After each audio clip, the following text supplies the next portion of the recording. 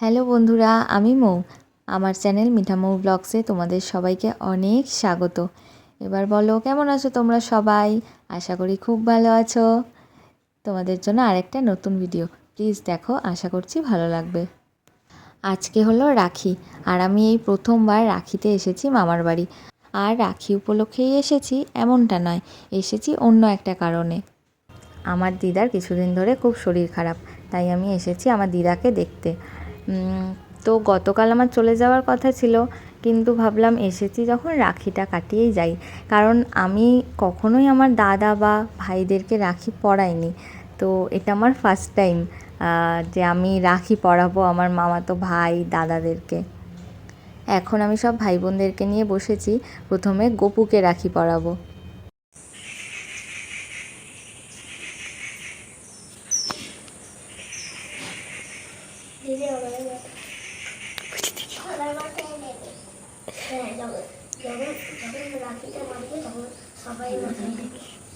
সবাই গড় করলে ওই গড় করে নিয়েছি।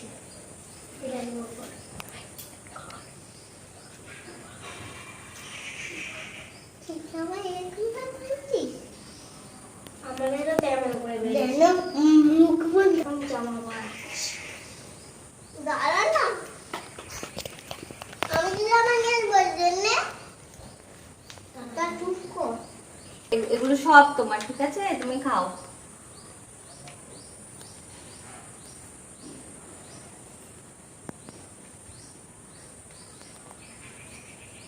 গপু সোনাকে রাখি পরানো হয়ে গেছে, এবারে এক এক করে ভাইদের আর দাদাকে রাখি পরাবো। বাড়ির সব কুচো কাচাদের নিয়ে বসেছিলাম, ওরা যে কি দুরন্ত, কিন্তু আমার সঙ্গে চুপচাপই বসেছিল যতক্ষণ রাখি পরানো, তার আগে সব গোছানো, তারপর রাখি পরানো, এইসব কিছু চলছিল, ততক্ষণ ওরা চুপচাপই ছিল। যেই রাখিটা পরানো হয়ে গেছে অমনি একটুকুনি খুটুরখাটো শুরু করে দিয়েছে। ওর চুল ধরে টানছে, ওকে ঘুষি মারছে, ওকে চিমটি কাটছে, মানে ওরা ভীষণই দুরন্ত। তাও আমার কাছে মোটামুটি শান্তই থাকে, আর আমি যতক্ষণ ছিলাম মোটামুটিভাবে শান্ত করেই রেখেছিলাম, যাতে কেউ কারোর মধ্যে মারপিট ঝগড়া না করে। তো যাই হোক, গপুকে রাখি পরানো হয়ে গেছে, আর বাচ্চাদেরও ভালো লেগেছে, আমারও খুব ভালো লেগেছে। কি মিষ্টি দেখাচ্ছে গপুকে। কুচোকাচাগুলো হালকা কুস্তি করা শুরু করেছে। ওদেরকে ঠিকমতো সামলে শান্ত করে রাখতে না পারলে মামিগুলো আমার সঙ্গে কুস্তি করা শুরু করে দেবে, আর ওরা একসঙ্গে থাকলে হাতাহাতি করবে না, এটা হতেই পারে না। তাও আমি অনেকক্ষণ ওদেরকে শান্ত করে রাখতে পেরেছিলাম, বাট আর পারছি না। ওদেরকে এবার নিচে নিয়ে চলে যাই, ওদেরকেও রাখি পরাবো। চলে এসেছি ভাইকে রাখি পরাতে। আমি আমার ভাইকে এই প্রথমবার রাখি পরাচ্ছি। ভাইফোঁটা দিয়েছি বেশ কয়েকবার, কিন্তু রাখি পরানো হয়নি, একবারও হয়নি। এই প্রথমবার আমি আমার মামাতো ভাইদেরকে রাখি পরাচ্ছি। এবারে রাখির তিথিটাও তো অনেকটা পরে, সবার খিদে পেয়ে যাচ্ছে। আর রাখি না পরালে দাদাও ভাত খাবে না, আর ভাইরাও ভাত খাবে না। দাদা ভাত খাবে না, রাখি পরার পরে ভাত খাবে, আর দিদিরা রাখি পরানোর পরে ভাত খাবে। তাই জন্য ছোটো ছোটো ভাইগুলো রাখি পরার পরে দিদির সঙ্গে একসঙ্গে ভাত খাবে।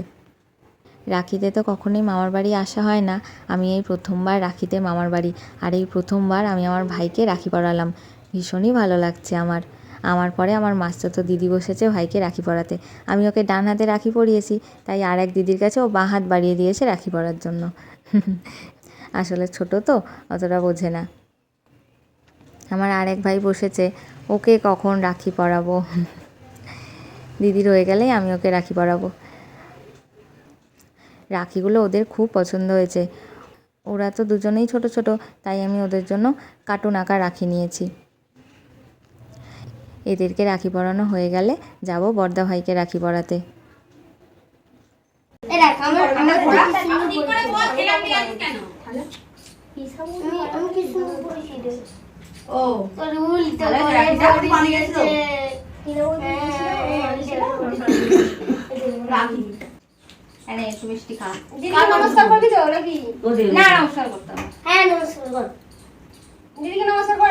এই যে চলে এসেছি এবার বড়দা ভাইয়ের কাছে। দাদা ভাই স্নান টান করে আমাদের জন্যই অপেক্ষা করছিল। এবার এখানে একটা মজার জিনিস হয়েছে, প্রদীপের তাপটা কে কার মাথায় দেবে, আমি দাদার মাথায় না দাদা আমার মাথায়। তারপরে বড় মামি বলল যে দাদা বড় তুই ছোট, তাই দাদা তোর মাথাতেই দেবে। দাদাকেও আমি ফার্স্ট টাইম রাখি পরাচ্ছি। ভাইফোঁটা দিয়েছি অনেকবার, কারণ ভাইফোঁটায় আমার মা আসে তার সব দাদাদের ভাইদের ফোঁটা দিতে। তখন তো আমরাও আসি, তখন আমরাও সব দাদাদের ভাইদের ফোঁটা দিই, সাথে দাদুদেরকেও দিই। আর এবারে রাখিতে ফার্স্ট টাইম, সত্যি আমার ভীষণ ভালো লাগছে।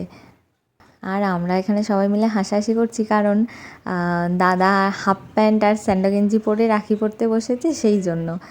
আর এমনিতে আমার দাদা ভীষণই ক্যাজুয়াল, বাড়িতে যেমন থাকে সেই রকমই আছে। তো বোনরা যে রাখি পরাতে আসবে তার জন্য একটু মানে ভালো জামা পরবে সেটা ও করেনি, তো সেই জন্য আমরা খুব হাসাহাসি করছিলাম। আর এখানে দাদা বলছে ছবি তুলিস না, কোথাও দিবি না। আমি ওকে বললাম তুই যেমন ভালো জামা পরিসনি, হাফ প্যান্ট না স্যান্ডো গেঞ্জি পরে বসেছিস, তো ছবি তো তুলতেই হবে, আর এটাই আমি পোস্ট করে দেবো। দেখ সত্যি সত্যি পোস্ট করে দিলাম কিন্তু। আমার পরে রাখি পরাতে বসেছে আমার আরেক মাসির মেয়ে, একটা ছোট্ট বনু। ও আবার দড়ি বাঁধতে পারে না, তাই আমি ওই রাখিটাকে বেঁধে দিয়েছিলাম। আর মাসিকে বললাম বনুকে দড়ি বাঁধা শেখাতে, যাতে পরের বছর রাখিতে বনু নিজে দাদার হাতে রাখি বেঁধে দিতে পারে। আচ্ছা, এবারে একটু দাদার কথা বলি। দাদা হলো সব থেকে বড়, মানে আমরা যে কটা মামাতো মাসতো ভাই বোন সবাই আছি সব থেকে বড়। আমার বড় মামা, মানে আমার মামার বাড়ি করবাড়ির বড় ছেলে আমার বড় মামা, সেই বড় মামার বড় ছেলে এই দাদা, ওর নাম অর্পণ কর, আমাদের সবার বড় বড়দা ভাই। আমার মাস্তুতো দিদি অর্পিতা, ও সবার আগে এসেছিল দাদাকে রাখি পরাতে, কিন্তু ও তখন প্রণাম করতে ভুলে গেছে। আমাদের দেখে মনে পড়েছে, তাই এখন আবার প্রণাম করতে এসেছে। দাদা এখন সবাইকে চকলেটস দিয়েছে গিফটে, বাট আমি দাদাকে বলেছি তোর নার্সারি থেকে আমাকে গাছ দিবি, তাহলেই হবে, আমার অন্য কোনো গিফট চাই না। আমার না এখন গাছের প্রতি একটা আলাদাই ভালোবাসা জন্মেছে, গাছ এখন আমার ভীষণ ভালো লাগতে শুরু করেছে। তো যাই হোক, এখন আমরা খেতে বসেছি, আমি, আমার মাস্তুতো দিদি, ভাই আর মামি আমাদেরকে খেতে দিচ্ছে। আর আমি যেহেতু আছি তাই কলা পাতাতেই খাওয়া হবে।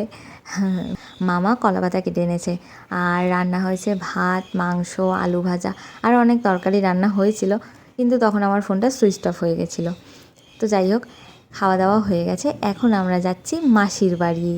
হালকা মেঘ করেছে, বৃষ্টি হতে পারে। মাসির বাড়ি কেন যাচ্ছি জানো?